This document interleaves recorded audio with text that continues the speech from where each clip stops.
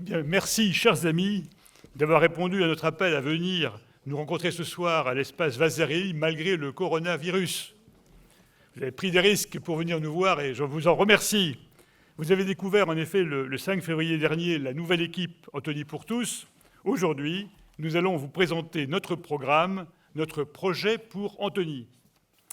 Mais au préalable, je tiens à tordre le cou à une rumeur tenace que propagent les listes concurrentes et qui me concerne. La rumeur sur laquelle je m'apprête à prendre ma retraite et à passer la main prochainement à un de mes colistiers, un ou une d'ailleurs. Franchement, est-ce que j'ai l'air d'un pré-retraité? Est-ce que j'ai l'air au bout du rouleau? Bon. Donc je suis en forme et je travaille en moyenne 10 heures par jour, y compris le week-end, et beaucoup plus en ce moment. Je ne suis pas partisan en ce qui me concerne ni des 35 heures, ni de la retraite à 60 ans. Nous avons réalisé, vous le savez, beaucoup de projets au cours des dernières années, mais nous en avons aussi lancé beaucoup d'autres, et j'ai très envie de participer à leur réalisation. C'est pourquoi je me représente, comme du reste la majorité des maires des Hauts-de-Seine de ma génération, et je suis dans l'esprit d'aller jusqu'au bout de mon mandat. Que ceci soit clair. Je me représente donc... Merci.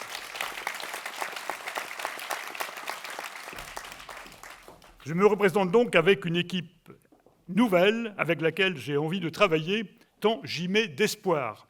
Vous avez pu apprécier sa présentation le mois dernier.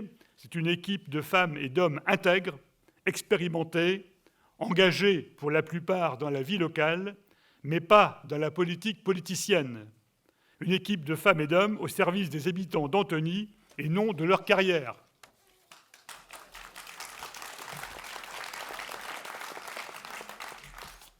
Avec cette nouvelle équipe, nous avons élaboré un programme, un livret de 48 pages qui est distribué dans les boîtes à lettres depuis une semaine et qui, je l'espère, vous est parvenu. J'espère, et sinon il y en a d'autres, il y en a ici, vous pourrez vous servir. C'est notre projet pour Antony pour les 6 ans à venir. Ce projet contient nos 150 engagements pour rendre notre ville encore plus belle, encore plus agréable à vivre, encore plus dynamique, encore plus solidaire. Une ville encore plus belle avec la rénovation du parc LR que nous allons engager après le départ pour la Grenouillère du club de rugby et le départ futur aussi du centre équestre pour le terrain des Castors. Avec la réhabilitation du Bois de l'Aurore, qui a été dévasté, comme vous le savez, par les intempéries il y a 2 ans, avec aussi l'aménagement du nouveau quartier Jean Zay sur le site de l'ancienne résidence universitaire, qui doit être un modèle, et celui du quartier Pajot, qui va retrouver une nouvelle jeunesse. Une ville que nous voulons plus agréable à vivre, en particulier en son centre-ville, avec l'ouverture à l'automne prochain de la nouvelle place du marché, où nous pourrons venir nous asseoir à l'abri des voitures, à moins que nous préférions les terrasses des restaurants qui l'aborderont, avec l'apaisement aussi de la circulation dans la rue Mounier, que nous souhaitons tous et qui ne nuira pas, nous en sommes convaincus, à la prospérité des commerces, et avec l'installation d'une dalle sur le RER entre la rue Velpeau et le boulevard Brossolette, une ville donc plus agréable à vivre. C'est aussi une ville où les habitants pourront s'informer de la qualité de l'air qu'ils respirent en consultant les capteurs que nous allons installer, qualité de l'air que nous allons aussi nous efforcer d'améliorer, comme nous allons vous l'expliquer tout à l'heure. Une ville plus agréable à vivre, c'est aussi une ville qui rend plus de services à ses habitants. Ce sera le cas avec la construction d'une nouvelle crèche et d'une nouvelle école dans le quartier Jean Zay, la reconstruction de l'école d'Anatole France, la reconstruction du centre de loisirs Paul Rose et celle du centre équestre, avec la mise à disposition de médecins d'une maison de santé qui permettra de répondre efficacement à la baisse de la démographie médicale. Et enfin, avec le recours croissant aux ressources du numérique pour améliorer l'accès aux services publics. Mais je tiens à l'affirmer, les services publics de notre ville resteront aisément accessibles pour tous ceux qui ne sont pas à l'aise avec les nouvelles technologies.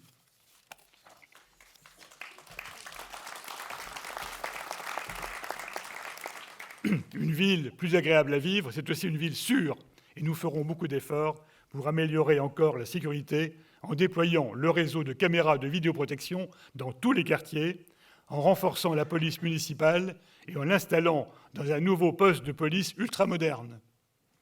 Une ville plus belle, plus agréable à vivre, mais aussi plus dynamique, une ville sportive, déjà dotée de tous les équipements accessibles au haut niveau, comme aux débutants et aux sports de loisirs, une ville culturelle qui va trouver dans quelques mois son nouveau théâtre, et qui, outre l'espace Vasarely, pourra organiser de grands événements dans le futur centre André Malraux, que nous allons reconstruire.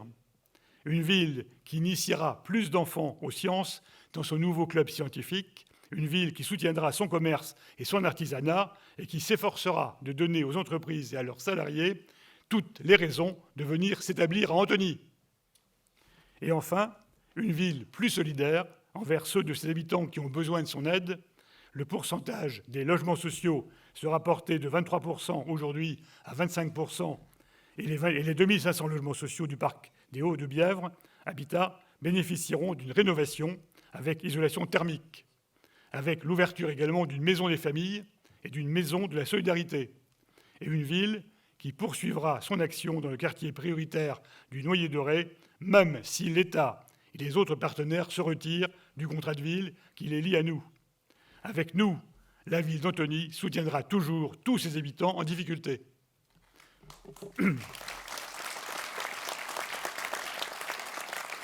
Voilà, mes chers amis, les grandes lignes de notre projet pour Antony.